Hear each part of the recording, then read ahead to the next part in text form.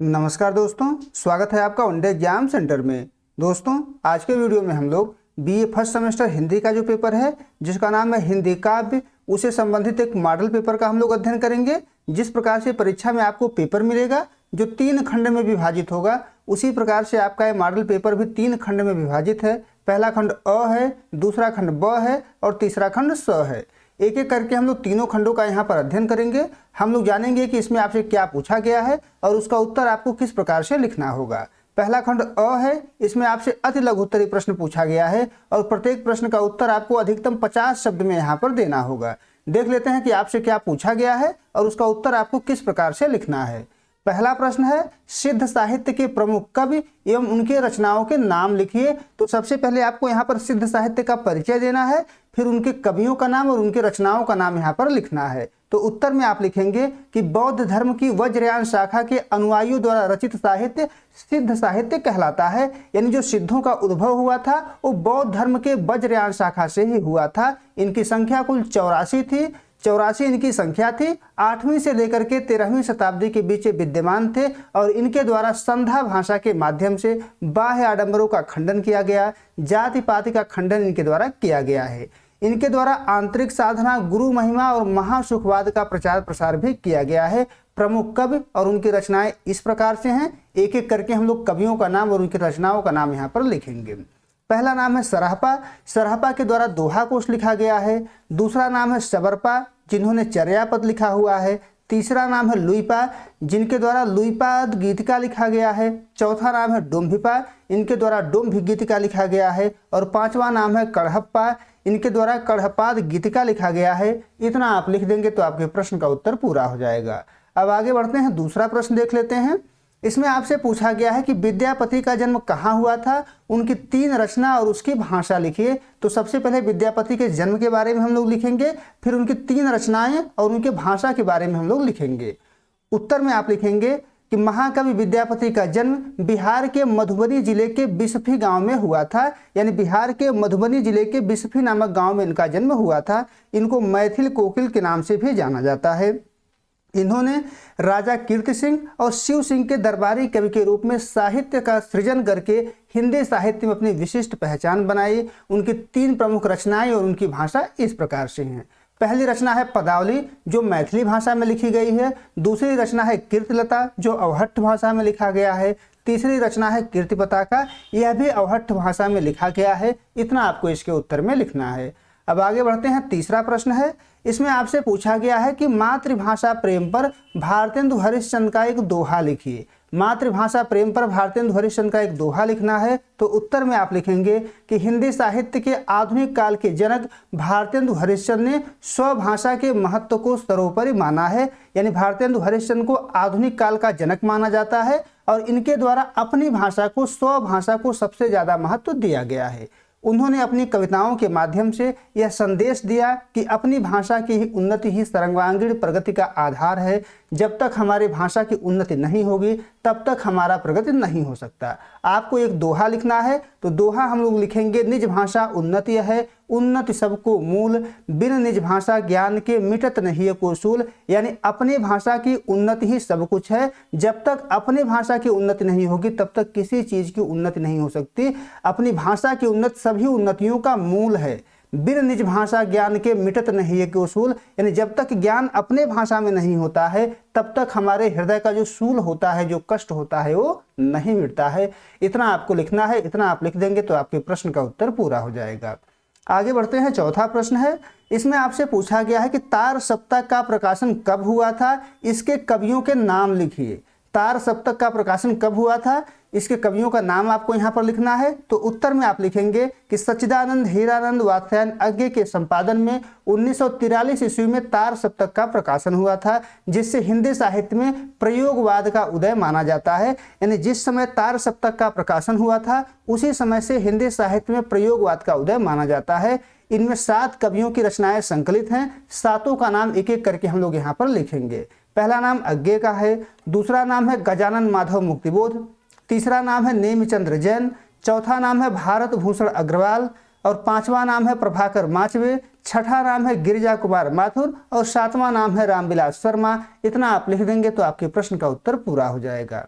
आगे बढ़ते हैं, 5वां प्रश्न देख लेते हैं। इसमें आपसे पूछा गया है कि छायावाद के प्रमुख कवि एवं उनकी रचनाओं का नाम लिखिए। तो सबसे पहले आप छायावाद का परिचय देंगे, फिर उनके प्रमुख कवियों और उनके रचनाओं का नाम आपको यहाँ पर लिखना होगा। तो उत्तर में आप लिखेंगे कि हिंदी साहित्य में 1918 से लेकर के 1936 ईस्वी तक का जो समय है इसको छायावाद युग के नाम से जाना जाता है। यानी छायावाद 1918 में शुरू हुआ था और 1936 ईस्वी में जाकर के समाप्त हो गया था।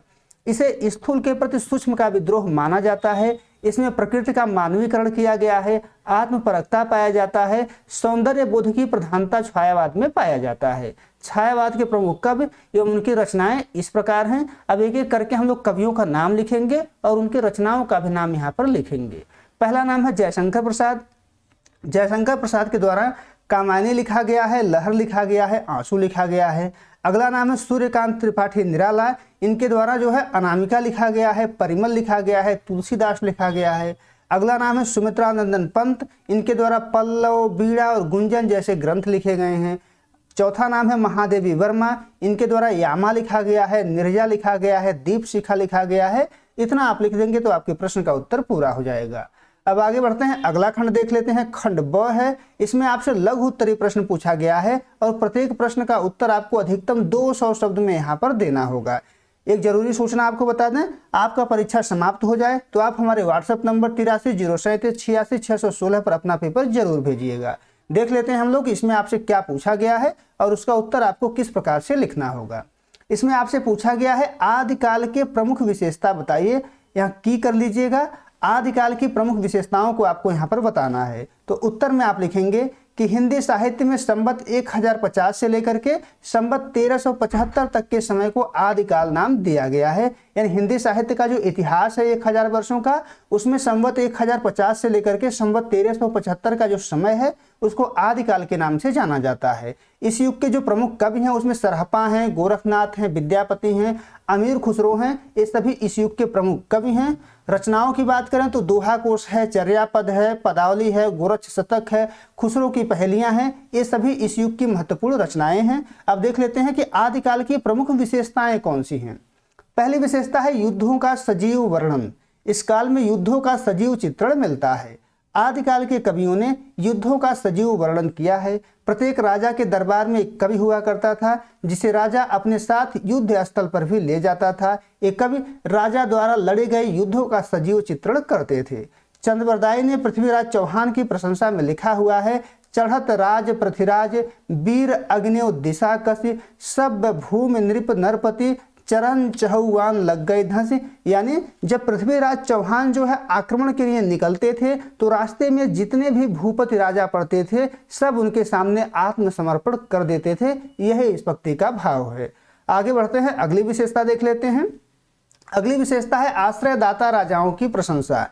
यानी प्रत्येक राजा के दरबार में एक कवि रहता था और वह कवि अपने आश्रयदाता राजा की प्रशंसा करता था। शुक्ल जी ने इसके बारे में लिखा हुआ है कि राजाश्रित कवि अपने राजाओं के शौर्य, पराक्रम और प्रताप का वर्णन अनूठी युक्तियों के साथ किया करते थे और अपनी वीरोल्लास भरी कविताओं से वीरों को उत्साहित किया करते थे। यानी दूसरी विशेषता है आश्रयदाता राजाओं की प्रशंसा। आदिकाल की जो तीसरी विशेषता है वो है वीर एवं श्रृंगार रस की प्रधानता। यानी आदिकाल में दो ही प्रकार के साहित्य लिखे गए हैं, या तो वीरता से संबंधित साहित्य या तो श्रृंगार से संबंधित साहित्य। जब युद्ध राजा लड़ते थे तब वीरता से संबंधित साहित्य लिखा जाता था, जब युद्ध नहीं लड़ते थे तब श्रृंगार से संबंधित साहित्य का विकास आदिकाल में हुआ है। हम लोग यहाँ पर वीर रस का एक उदाहरण देखेंगे। जगनिक के परमाल रासों से यह उदाहरण है। 12 वर्ष ले कुकर जीवे और 13 लो जिये सियार, बरिस 18 छत्री जिये आगे जीवन को धिक्कार। जगनिक कह रहे हैं कुत्ते की जो उम्र होता है वो 12 वर्ष तक होता है, 12 साल तक कुत्ता जीता है। और 13 ल जिये सियार, यानी सियार जो है 13 साल तक जीता है। बरिस 18 छत्री जिये, यानी छत्रियों की जो उम्र होती है वो 18 साल होती है। आगे जीवन को धिक्कार, यानी छत्रियों के आगे का जीवन धिक्कार है। कहने का आशय यह है कि एक असली छत्री वही है जो 18 साल की उम्र में रणभूमि में वीर गति को प्राप्त हो जाता है। यानी यह वीरता से भरा हुआ जो है पद है जो जगनिक के द्वारा लिखा गया है। आगे बढ़ते हैं, अगली जो विशेषता है वह रासो काव्य की प्रधानता। आदिकाल में रासो काव्य की प्रधानता है। जो कवि राजा के दरबार में रहते थे उन्हें चारण कवि के नाम से जाना जाता था और इन चारण कवियों के द्वारा जो साहित्य लिखा गया है उसी को रासो साहित्य के नाम से जाना जाता है। जैसे दलपत विजय के द्वारा खुमार रासो लिखा गया है, जगनिक के द्वारा परमाल रासो लिखा गया है, चंद्रबरदाई के द्वारा पृथ्वीराज रासो नामक ग्रंथ लिखा गया है। आगे बढ़ते हैं। अगली जो विशेषता है वो है धार्मिक साहित्य। आदिकाल में धार्मिक साहित्य भी बहुत अधिक मात्रा में लिखे गए हैं। विभिन्न धर्म और पंथ के लोगों ने अपनी अपनी मान्यताओं के प्रचार के लिए धार्मिक साहित्य जो है लिखा हुआ है। जैसे सिद्धों ने अपने धर्म के प्रचार के लिए सिद्ध साहित्य लिखा, नाथों ने अपनी मान्यताओं के प्रचार प्रसार के लिए नाथ साहित्य लिखा हुआ है, जैनों ने अपनी मान्यताओं के प्रचार प्रसार के लिए जैन साहित्य जो है लिखा हुआ है। इन धार्मिक साहित्य की भी प्रधानता आदिकाल में दिखाई पड़ती है। अगली विशेषता है भाषा। आदिकाल में विशेष रूप से डिंगल और पिंगल भाषा प्रसिद्ध था। कविताएं डिंगल और पिंगल भाषा में लिखी जाती थी। वीरता से संबंधित जो कविता होती थी वो डिंगल भाषा में लिखी जाती थी और श्रृंगार से संबंधित जो कविता होती थी वो पिंगल भाषा में लिखी जाती थी। नाथों ने अपनी कविता में सधुक्कड़ी भाषा का प्रयोग किया है और सिंधों की भाषा को संधा भाषा नाम दिया गया है। इतना आप लिख देंगे तो आपके प्रश्न का उत्तर पूरा हो जाएगा। अब आगे बढ़ते हैं। 7वां प्रश्न है, इसमें आपसे पूछा गया है कि महादेवी की विरह वेदना पर प्रकाश डालिए। यानी महादेवी वर्मा की विरह वेदना में कौन कौन सी विशेषता पाई जाती है, उन्हीं विशेषताओं को आपको यहाँ पर लिखना है। तो उत्तर में आप लिखेंगे कि छायावाद की प्रमुख स्तंभ महादेवी वर्मा को उनकी गहरी विरह वेदना के कारण आधुनिक युग का मीरा कहा जाता है। यानी महादेवी वर्मा को उनकी विरह वेदना के कारण ही उनको आधुनिक युग का मीरा कहा जाता है। उनकी कविता का जो मूल स्वर है वो दुख और करुणा है। दुख और करुणा ही उनकी कविता का मूल स्वर है, जो लौकिक न होकर के पारलौकिक है। यानी उनकी कविता में जो दुख दिखाई देता है, जो करुणा दिखाई देता है, वो इस लोक से संबंधित नहीं है बल्कि वह अलौकिक है। उनकी विरह वेदना में निम्न विशेषता पाई जाती है। विरह कर लीजिएगा। उनकी विरह वेदना में निम्न विशेषता पाई जाती है। एक एक करके हम लोग उस विशेषताओं का अध्ययन यहाँ पर करेंगे। पहली विशेषता है आध्यात्मिक विरह। यानी उनका जो विरह वेदना है वो इहलौकिक न होकर के आध्यात्मिक है। महादेवी का विरह किसी सांसारिक व्यक्ति के लिए नहीं बल्कि उस अज्ञात प्रियतम यानी परमात्मा के लिए है। यह विरह लौकिक न होकर के पारलौकिक है। वे मानते हैं कि आत्मा और परमात्मा के बीच की यह दूरी जो होती है वही साधना का मुख्य आधार होता है। उनके द्वारा लिखा गया है, वीण भी हूँ मैं तुम्हारी रागनी भी हूँ। यानी वो अपने आप को ईश्वर का अंश भी मानती हैं और ईश्वर से अलग भी अपने आप को मानती हैं। अगली जो विशेषता है उनके विरह वेदना की वो है पीड़ा का स्वागत। महादेवी वर्मा के द्वारा पीड़ा का स्वागत किया जाता है, दुख का स्वागत किया जाता है, वेदना का स्वागत किया जाता है। उन्होंने दुख को त्याज नहीं बल्कि वरदान माना है। वे पीड़ा में ही अपने प्रिय का अनुभव करती हैं और मानती हैं कि सुख मनुष्य को अहंकारी बनाता है जबकि दुख उसे विनम्र कर ईश्वर के करीब ले जाता है। उन्होंने लिखा हुआ है कि मिलन का मत नाम लो मैं विरह में चिर हूँ। यानी मैं विरह में ही ठीक हूँ, मुझे मिलन का मत नाम लो, मुझे सुख नहीं चाहिए, मैं दुख में ही ठीक हूँ। अगली विशेषता है महादेवी की विरह वेदना की आत्म बलिदान की भावना। यानी इनके विरह में आत्म बलिदान का भाव पाया जाता है। उनके विरह वेदना में स्वयं को मिटा देने और प्रिय के मार्ग को प्रकाशित करने की तीव्र इच्छा है। वह एक ऐसे जलते हुए दीपक के समान है जो दूसरों को प्रकाश देने के लिए स्वयं को तिल तिल करके जलाता है। उन्होंने लिखा भी है कि मधुर मधुर मेरे दीपक जल प्रियतम का पथ आलोकित कर। यानी प्रियतम का पथ आलोकित करने के लिए अपने आप को उन्होंने जला करके रोशन किया हुआ है। यानी उनके विरह वेदना में आत्म बलिदान की भावना पाई जाती है। महादेवी वर्मा के विरह वेदना की जो अगली विशेषता है वो है अस्तित्व की पहचान।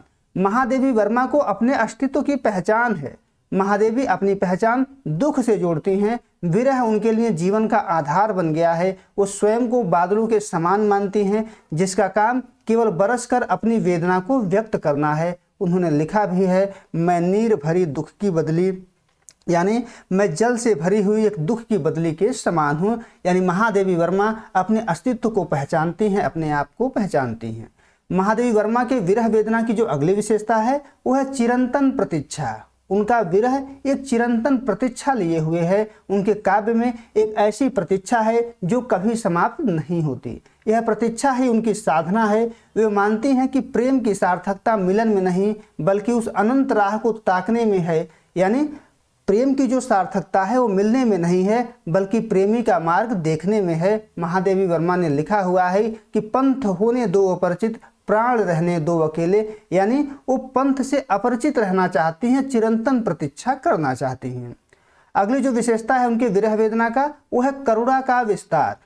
करुणा का विस्तार, उनकी व्यक्तिगत विरह वेदना केवल स्वयं तक सीमित नहीं रहती बल्कि वह संपूर्ण मानवता के प्रति करुणा में बदल जाती है। वे अपनी पीड़ा में पूरे संसार के कष्टों का अनुभव करती हैं।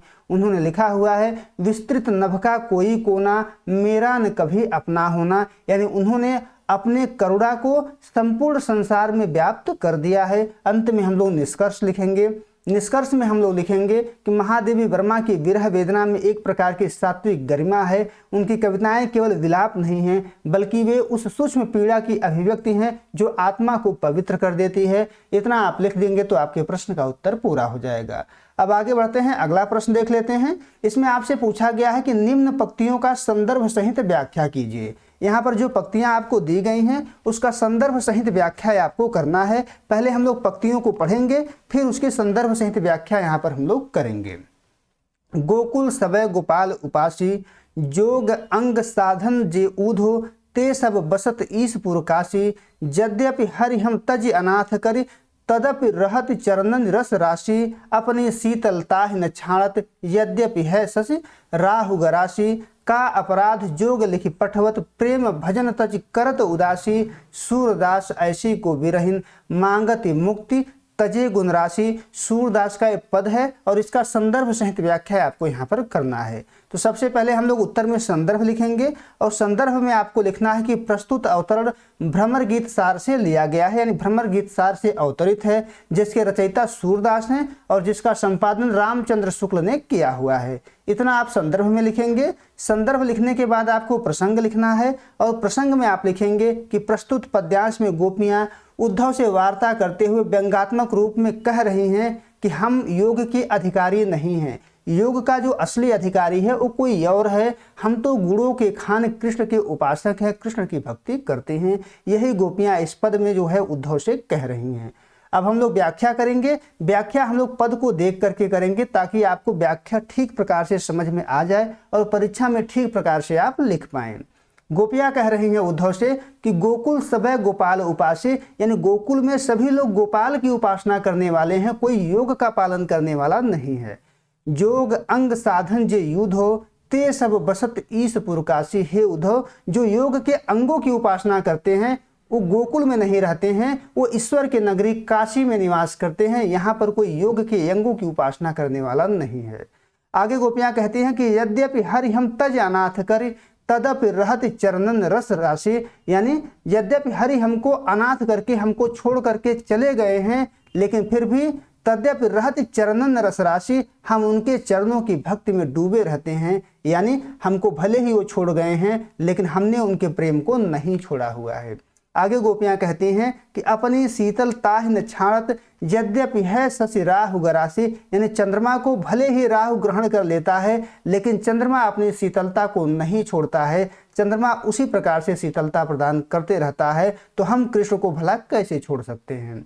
आगे गोपियां कहती हैं कि का अपराध, यहाँ अपराध कर लीजिएगा, का अपराध जोग लिखि पठवत, प्रेम भजन तज करत उदासी। गोपियां कह रही हैं कि उद्धव से, हे उद्धव, पता नहीं हमसे क्या अपराध हो गया है कि श्री कृष्ण हमको इस तरीके से जोग लिख करके भेज रहे हैं, प्रेम भजन तज करत उदासी, प्रेम का भजन छोड़ करके हमको उदास बना रहे हैं, हमको निराश कर रहे हैं। आगे सूरदास लिखते हैं कि सूरदास ऐसी को विरहिन, मांगत मुक्ति तजे गुण राशि। सूरदास कह रहे हैं कि गोपियां उद्धव से कह रही हैं कि ऐसी कौन सी विरहणी होगी जो मांगत मुक्त तजे गुण राशि, यानी गुणों की खान कृष्ण को छोड़ करके मुक्ति की मांग कर रही होगी, यानी ऐसी कोई विरहणी नहीं होगी। यानी हमको योग नहीं चाहिए, हमको निर्गुण ब्रह्म नहीं चाहिए, हमको गुणों के खान श्री कृष्ण की उपासना ही करनी है। इतना आप लिख देंगे तो आपका व्याख्या पूरा हो जाएगा। अंत में हम लोग विशेष लिखेंगे। विशेष लिखने से आपका नंबर बढ़ जाएगा। विशेष आप परीक्षा में जरूर लिखिएगा। विशेष में पहला आप लिखेंगे कि प्रेम की अनन्यता, निरीहता, विवशता और परोक्ष व्यंग्य यहाँ पर पूर्ण साकार हो उठा है। दूसरा आप लिखेंगे कि गोपियों के द्वारा योग का विरोध यहाँ पर नहीं किया गया है, वरन योग के अधिकारी वो अपने को नहीं मानती हैं बल्कि दूसरों को योग का अधिकारी उनके द्वारा बताया गया है। तीसरा आप लिखेंगे कि यहाँ पर रस राशि में जो है अनुप्रास अलंकार है, यद्यप से लेकर के गरासी में निदर्शन अलंकार व्यक्त हुआ है, यहाँ ईशपुर काशी में जो है परिकर अलंकार व्यक्त हुआ है और चंद्र राहु में जो है उदाहरण अलंकार यहाँ पर व्यक्त हुआ है। इतना आपको इसके उत्तर में लिखना होगा। अब आगे बढ़ते हैं, अगला खंड देख लेते हैं। खंड 100 है। इसमें आपसे दीर्घ उत्तरीय प्रश्न पूछा गया है और प्रत्येक प्रश्न का उत्तर आपको अधिकतम 500 शब्द में यहाँ पर देना होगा। देख लेते हैं कि इसमें आपसे क्या पूछा गया है और उसका उत्तर आपको किस प्रकार से लिखना होगा।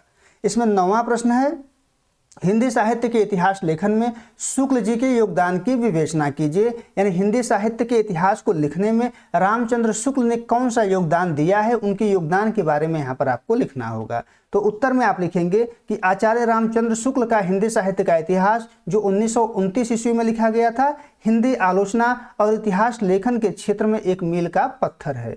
उन्होंने साहित्य को केवल कवियों का विवरण न मानकर उसे जनता की चित्रवृत्ति का संचित प्रतिबिंब माना है। यानी शुक्ल जी के दृष्टि में साहित्य जो होता है वो जनता की चित्तवृत्ति का संचित प्रतिबिंब होता है। उनके मुख्य योगदान निम्नलिखित बिंदुओं में देखे जा सकते हैं, एक एक करके हम लोग उसका अध्ययन यहाँ पर करेंगे। पहला है वैज्ञानिक काल विभाजन और नामकरण। यानी शुक्ल जी का जो हिंदी साहित्य का इतिहास है उसमें जो काल विभाजन है वह अत्यंत वैज्ञानिक है और उसका नामकरण भी वैज्ञानिक आधार पर शुक्ल जी ने किया हुआ है। शुक्ल जी ने हिंदी साहित्य के 900 वर्षों के इतिहास को 4 सुस्पष्ट कालखंडों में विभाजित किया है। उन्होंने केवल समय के आधार पर नहीं बल्कि उस युग की प्रधान साहित्यिक प्रवृत्ति के आधार पर उसका नामकरण किया हुआ है। 4 भागों में उन्होंने हिंदी साहित्य के इतिहास को बांटा हुआ है। इसमें पहला है वीर गाथा काल और वीर गाथा काल का जो समय उन्होंने बताया है संवत 1050 से लेकर के 1375 तक। दूसरा है भक्ति काल। भक्ति काल का समय शुक्ल जी ने माना है संवत 1375 से लेकर के संवत 1700 तक। तीसरा है रीतिकाल। रीतिकाल का जो समय शुक्ल जी ने माना हुआ है संवत 1700 से लेकर के संवत 1900 तक। चौथा है गद्य काल, जिसको आधुनिक काल के नाम से जाना जाता है। शुक्ल जी का मानना है कि संवत 1900 से लेकर के अब तक जो है विद्यमान है। आगे बढ़ते हैं, दूसरा जो योगदान है वह है भक्ति काल का सूक्ष्म वर्गीकरण। यानी रामचंद्र शुक्ल ने अपने इतिहास में भक्ति काल का सूक्ष्म वर्गीकरण किया हुआ है। उन्होंने भक्ति आंदोलन को केवल एक धारा न मानकर उसे उसकी वैचारिक पृष्ठभूमि के आधार पर विभाजित किया हुआ है। उन्होंने पहले भक्ति काल को 2 भागों में बांटा हुआ है। पहला है निर्गुण और दूसरा है सगुण। फिर निर्गुण और सगुण काव्य धाराओं को भी 2-2 धाराओं में बांटा हुआ है। निर्गुण के अंतर्गत पहला है ज्ञानाश्रयी, दूसरा है प्रेमाश्रयी शाखा। सगुण धारा के अंतर्गत पहला है राम भक्ति शाखा और दूसरा है कृष्ण भक्ति शाखा। इस प्रकार से भक्ति काल का सूक्ष्म वर्गीकरण रामचंद्र शुक्ल के द्वारा किया गया है। अगला जो योगदान है वह है विधेयवादी पद्धति का प्रयोग। यानी रामचंद्र शुक्ल ने अपने इतिहास को लिखने में विधेयवादी पद्धति का प्रयोग किया है। शुक्ल जी ने इतिहास लेखन में फ्रेंच विद्वान तेन की विधेयवादी पद्धति का उपयोग किया हुआ है। जाति, वातावरण और क्षण इसमें जो है अनुसरण करके लिखा जाता है। यानी हम इतिहास को जाति के आधार पर लिखते हैं, वातावरण के आधार पर लिखते हैं और क्षण को आधार मान करके लिखते हैं। उन्होंने स्पष्ट किया कि साहित्य का स्वरूप वहाँ की जनता की सामाजिक और राजनीतिक परिस्थितियों के अनुसार बदलता है। यानी जैसे जैसे सामाजिक और राजनीतिक परिस्थितियां बदलती हैं उसी प्रकार से साहित्य भी धीरे धीरे बदलता जाता है। अगला जो योगदान है वह साहित्यिक मूल्यांकन के प्रतिमान। शुक्ल जी ने साहित्यिक मूल्यांकन के प्रतिमान को निर्धारित किया है। उन्होंने रचनाओं के मूल्यांकन के लिए लोक मंगल को कसौटी बनाया है। जिस रचना में लोक मंगल पाया जाता है वो रचना श्रेष्ठ है। जिस रचना में लोक मंगल नहीं पाया जाता है शुक्ल जी उस रचना को श्रेष्ठ रचना नहीं मानते हैं। इसी कारण उन्होंने तुलसीदास को लोक मंगल की साधना अवस्था का कवि मानकर सर्वोपरि स्थान दिया हुआ है। इन तुलसीदास का महत्व उनकी दृष्टि में सबसे ज्यादा है। उन्होंने केवल कलात्मकता के बजाय रचना की सामाजिक उपयोगिता और नैतिक मूल्यों पर जोर दिया हुआ है। अगला जो योगदान है शुक्ल जी का वह है कवियों का वस्तुनिष्ठ मूल्यांकन। यानी शुक्ल जी के द्वारा कवियों का मूल्यांकन अपने हिंदी साहित्य के इतिहास में किया गया है। शुक्ल जी ने कवियों के जीवन वृत्त के स्थान पर उनकी रचनाओं की साहित्यिक विशेषता पर ध्यान केंद्रित किया गया है। उन्होंने कबीर की अपेक्षा जायसी, तुलसी और सूरदास को अधिक साहित्यिक महत्व दिया जो तत्कालीन समय में एक नई दृष्टि थी। अगला जो योगदान है शुक्ल जी का वो है आधुनिक काल और गद्य काल का विवेचन। शुक्ल जी ने अपने हिंदी साहित्य के इतिहास में आधुनिक काल का विवेचन किया हुआ है और आधुनिक काल को उनके द्वारा गद्य काल के नाम से पुकारा गया है। उन्होंने आधुनिक काल को गद्य काल कहकर पुकारा और गद्य के विकास यानी नाटक, निबंध, कहानी का विस्तार से विश्लेषण इनके द्वारा किया गया है। भारतेंदु हरिश्चंद्र के योगदान को उन्होंने हिंदी गद्य की प्रतिष्ठा के रूप में रेखांकित किया हुआ है। अंत में हम लोग निष्कर्ष लिखेंगे और निष्कर्ष में हम लोग लिखेंगे कि शुक्ल जी का इतिहास ग्रंथ आज भी हिंदी साहित्य का आधार स्तंभ है। हालांकि बाद के शोधों ने आदिकाल और कबीर के संदर्भ में उनकी मान्यताओं को चुनौती दी, लेकिन उनके द्वारा तैयार किया गया ढांचा आज भी सर्वमान्य है। इतना आप लिख देंगे तो आपके प्रश्न का उत्तर पूरा हो जाएगा। अगला जो प्रश्न है 10वां प्रश्न, कबीर की भक्ति भावना पर प्रकाश डालिए। तो कबीर की भक्ति भावना में कौन कौन सी विशेषता पाई जाती है उसी के बारे में आपको यहाँ पर लिखना होगा। तो उत्तर में आप लिखेंगे कि कबीरदास भक्ति काल की निर्गुण ज्ञानाश्रयी शाखा के प्रतिनिधि कवि हैं। उनकी भक्ति किसी विशेष धर्म, जाति या संप्रदाय के घेरे में बंधी हुई नहीं थी। कबीर की भक्ति का मार्ग ज्ञान और प्रेम का अद्भुत संगम है, जिसे उन्होंने सहज साधना का नाम दिया है। कबीर की भक्ति भावना के मुख्य पक्षों को निम्नलिखित बिंदुओं के माध्यम से समझा जा सकता है। एक एक करके कबीर की भक्ति भावना से संबंधित विशेषताओं का अध्ययन हम लोग यहाँ पर करेंगे। पहली विशेषता है निर्गुण निराकार ईश्वर की उपासना, यानी कबीर के द्वारा सगुण ईश्वर की उपासना नहीं की जाती है, वो निर्गुण और निराकार ईश्वर की उपासना करते हैं। कबीर की भक्ति का केंद्र वह ईश्वर है जिसका कोई रूप नहीं है, कोई रंग नहीं है, कोई आकार नहीं है, यानी जो निर्गुण है। वे राम नाम का जप तो करते हैं, लेकिन उनके जो राम हैं वो दशरथ के पुत्र नहीं है, बल्कि घट घट में व्याप्त निर्गुण राम है। निराकार ब्रह्म को ही उन्होंने राम का नाम दिया हुआ है। उन्होंने स्पष्ट किया है कि मंदिर, मस्जिद या तीर्थों में ईश्वर की प्राप्ति नहीं होती है, बल्कि ईश्वर जो होता है वो मनुष्य के घट के भीतर विद्यमान होता है। उन्होंने लिखा हुआ है कि मोह को कहाँ ढूंढे रे बंदे, मैं तो तेरे पास में, यानी ईश्वर को कहाँ ढूंढ रहे हैं आप? ईश्वर आपके हृदय के भीतर है, आपके घट के भीतर निवास करता है। उनके भक्ति का दूसरा जो विशेषता है वह है गुरु को सर्वोपरि स्थान। कबीर ने गुरु को सबसे ज्यादा महत्व दिया हुआ है। कबीर की भक्ति में गुरु का महत्व ईश्वर से भी अधिक है। उनका मानना था कि गुरु ही वह मार्गदर्शक है जो अज्ञान के पर्दे हटाकर आत्मा का परमात्मा से साक्षात्कार कराता है, यानी बिना गुरु को किसी की मुक्ति संभव नहीं है। बिना गुरु की कृपा से भक्ति का मार्ग दुर्गम होता है, ऐसा कबीर का मानना था। कबीर के भक्ति की अगली जो विशेषता है वह है आडंबरों और पाखंडों का खंडन। कबीर हर प्रकार के आडंबर और हर प्रकार के पाखंडों का खंडन करते हैं। कबीर एक क्रांतिकारी भक्त थे। उन्होंने भक्ति के नाम पर किए जाने वाले दिखावे जैसे मूर्ति पूजा हो गया, जप तप हो गया, छुआछूत हो गया, तिलक और छापा हो गया, नमाज, अजान, सब पर तीखा प्रहार उनके द्वारा किया गया है। उनके अनुसार भक्ति बाहरी प्रदर्शन की वस्तु नहीं बल्कि अंतर मन की साधना है। उन्होंने हिंदू और मुसलमानों दोनों की संकीर्णताओं को समान रूप से ललकारा हुआ है और आडंबरों और पाखंडों का खंडन उनके द्वारा किया गया है। कबीर के भक्ति की चौथी जो विशेषता है वह है प्रेम तत्व की प्रधानता। कबीर के भक्ति में प्रेम तत्व की प्रधानता है। कबीर की भक्ति केवल शुष्क ज्ञान नहीं है बल्कि उसमें प्रेम की गहरी सरसता है। उन्होंने आत्मा को पत्नी के रूप में और परमात्मा को पति के रूप में चित्रित किया हुआ है। विरह की जो व्याकुलता और मिलन की जो तड़प कबीर के काव्य में मिलती है वह बेजोड़ है। वे मानते थे कि बिना प्रेम के मनुष्य जो है पशु के समान होता है। उन्होंने लिखा हुआ है कि पोथी पढ़ पढ़ जग मुआ, पंडित भया न कोई, ढाई आखर प्रेम का पढ़े सो पंडित होई। प्रेम के ढाई आखर को जो पढ़ लेगा वही पंडित के समान है, ऐसा इनका मानना है। कबीरदास के भक्ति की जो अगली विशेषता है वह समर्पण और अहंकार का त्याग, यानी वो ईश्वर के प्रति पूर्ण रूप से समर्पित हैं और अपने अहंकार का त्याग कबीर के द्वारा पूरी तरीके से कर दिया गया है। कबीर के अनुसार भक्ति में सबसे बड़ी जो बाधा है वो मैं यानी कि अहंकार है। जब तक अहंकार है तब तक आपको भक्ति की प्राप्ति नहीं हो सकती। जब तक मनुष्य के भीतर अहंकार रहता है तब तक उसे ईश्वर की प्राप्ति नहीं हो सकती। अपनी सत्ता को पूर्णतः मिटा करके ही साधक उस परम सत्ता में विलीन हो सकता है। जब तक अहंकार रहता है तब तक ईश्वर की प्राप्ति संभव नहीं होती है। कबीर के भक्ति की अगली जो विशेषता है वह है सामाजिक मानवतावाद, यानी उनका जो भक्ति है वो मानवतावाद को लिए हुए है। कबीर की भक्ति केवल व्यक्तिगत मोक्ष की कामना नहीं थी, उनकी भक्ति का एक बड़ा हिस्सा समाज को सुधारने और मनुष्य को मनुष्य से जोड़ने का था। उन्होंने मानवता को ही सबसे बड़ा धर्म माना और अपनी भक्ति के माध्यम से सामाजिक समरसता का संदेश कबीर के द्वारा दिया गया है। अंत में हम लोग निष्कर्ष लिखेंगे और निष्कर्ष में आपको लिखना है कि कबीर की भक्ति भावना अत्यंत सरल प्रभावी है, यह ज्ञान के धरातल पर खड़ी है और प्रेम के जल से सिंचित है। उन्होंने सहज मार्ग अपनाकर ईश्वर को जन सामान्य के लिए सुलभ बना दिया। उनकी भक्ति आज भी उतनी प्रासंगिक है जितनी मध्यकाल में थी। इतना आप लिख देंगे तो आपके प्रश्न का उत्तर पूरा हो जाएगा। उम्मीद है दोस्तों आपको ये वीडियो पसंद आया होगा।